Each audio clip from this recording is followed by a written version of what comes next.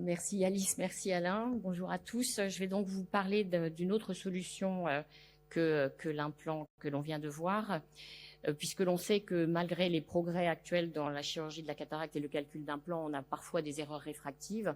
Il faut donc trouver des solutions aujourd'hui, puisque la cataracte est devenue réfractive. Plusieurs options s'offrent à nous: changer l'implant, faire une chirurgie réfractive au laser. Les LAL sont tombés dans l'oubli, et puis l'implantation en piggyback. L'implantation en piggyback consiste à implanter donc 2 lentilles intraoculaires, une lentille placée dans le sac capsulaire et l'autre dans le sulcus, avec des dessins qui ont été spécifiques, qui ont été mis au point.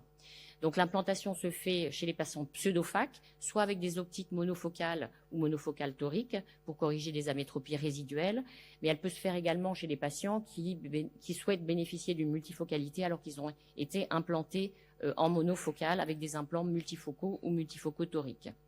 Donc l'implantation en piggyback est proposée chez des patients qui souhaitent l'amétropie différente de celle programmée, chez des patients qui regrettent de ne pas avoir eu une multifocalité, chez des patients qui souhaitent la multifocalité mais qui veulent la réversibilité, des patients qui souhaitent la multifocalité mais qui ont un examen ophtalmologique qui peut nécessiter la réversibilité, et puis il y a quelques cas particuliers sur lesquels je ne reviendrai pas.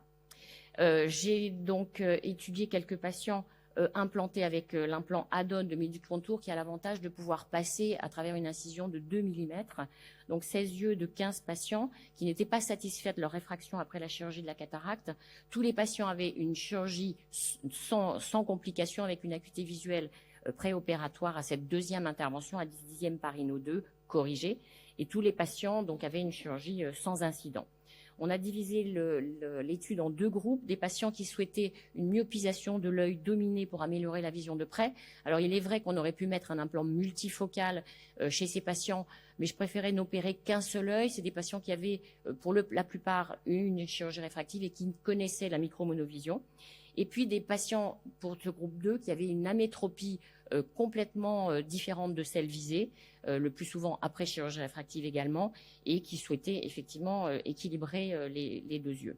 Donc l'intervalle entre les deux groupes, entre les 2 interventions dans les 2 groupes, était variable, plus souvent court après, lorsque les patients étaient hémétropes et souhaitaient une myopisation, et vous voyez qu'on pouvait aller jusqu'à 14 ans dans le 2e groupe.